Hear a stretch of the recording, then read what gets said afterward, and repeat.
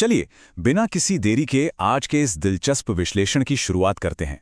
आज हम एक बहुत ही खास विषय पर बात करने वाले हैं, ऑडिटरी रिलैक्सेशन, यानी ध्वनियों के जरिए कैसे सुकून पाया जा सकता है। विस्पर्स ऑफ मिडनाइट पीस नाम की एक बेहतरीन स्रोत सामग्री का विश्लेषण करते हुए हम ये समझेंगे कि कैसे कुछ बेहद ध्यान से चुने गए शब्द एक थके हुए दिमाग को पूरी तरह से शांत कर सकते हैं। इसके पीछे का विज्ञान वाकई बहुत गहरा है।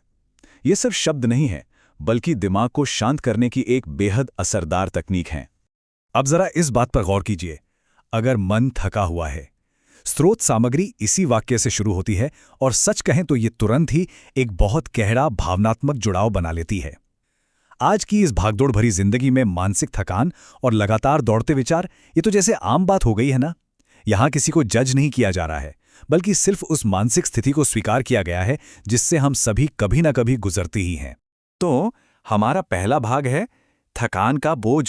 ये वो शुरुआती बेसलाइन है जिसे हमारा टेक्स्ट अपना लक्ष्य बनाता है, यानी एक ऐसा इंसानी दिमाग जो जिम्मेदारियों के बोझ तले दबा है और पूरी तरह से बेचैन है। हमारी रोजमर्रा की जिंदगी अक्सर दो बिल्कुल अलग अलग सिरों के बीच फंसी होती है।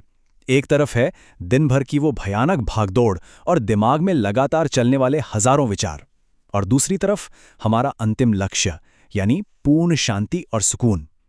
रोजमर्रा की जिम्मेदारियों की इस अराजकता और एक शांत मानसिक आश्रय के बीच का ये जो कॉन्ट्रास्ट है ना, वो यहाँ बहुत ही स्पष्ट रूप से उभर कर सामने आता है।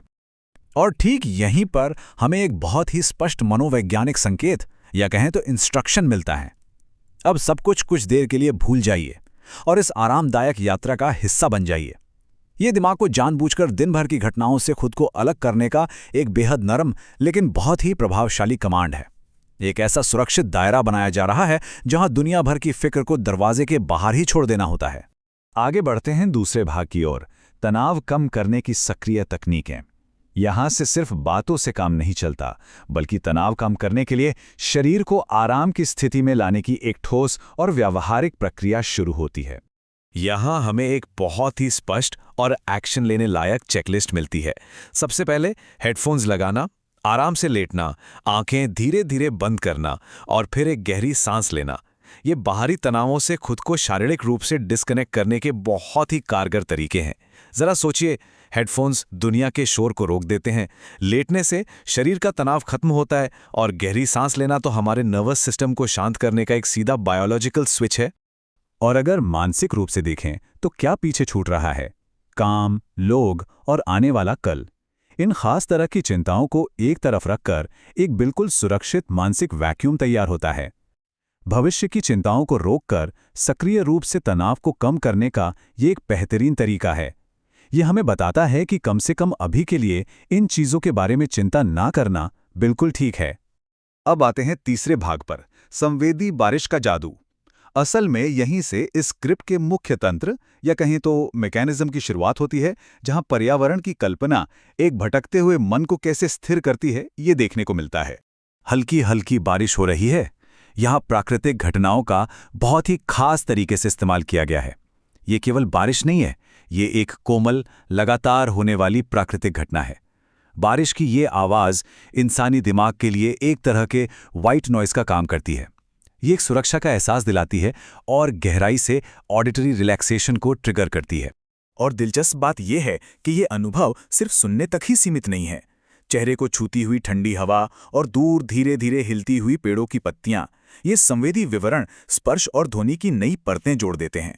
हवा की वो सरसराहट और ठंडक का एहसास कल्पना को इतना गहरा कर देता है कि मस्तिष्क पूरी तरह से आंतरिक चिंताओं से दूर हो जाता है।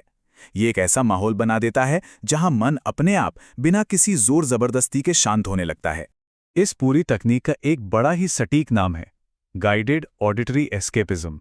सीधे शब्दों में कहें तो ये प्रकृति के बारे में समृद्ध और संवेदी भाषा का उपयोग करने का एक अभ्यास है।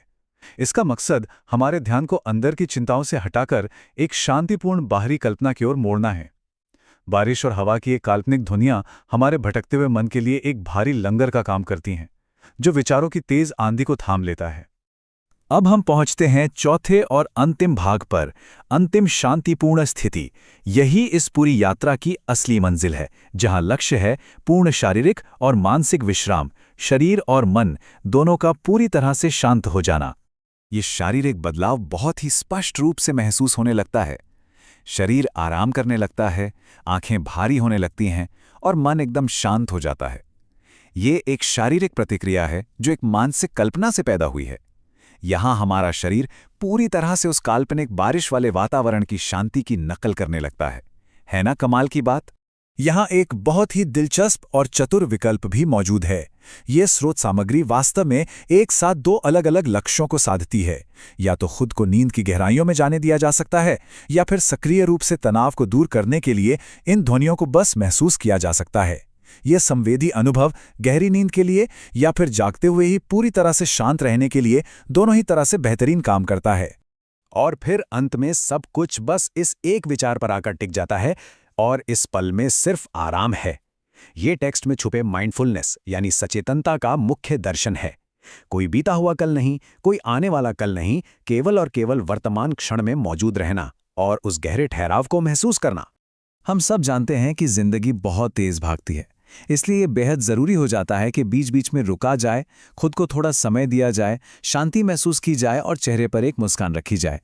खुद को शांत होने की अनुमति देना कोई काव्यात्मक पलायन नहीं है, बल्कि आज के समय में ये एक नितांत आवश्यक मानसिक स्वास्थ्य प्यास है। तो अंत में एक सवाल छोड़कर जाते हैं। एक ऐसी दुनिया में जो इतनी तेजी से चलती है, बस रुकने और बारिश को सुनने का अगला अवसर हमें कब मिलने वाला है? इस पूरे विश्लेषण का सबसे बड़ा सबक यही है कि शांति अपने आप कभी नहीं आती। स्थिरता और सुकून के इन पलों को हमें खुद अपनी प्राथमिकता बनाना ही पड़ता है। तो अगली बार तक वो ठहराव और वो समय जरूर निकाला जाना चाहिए।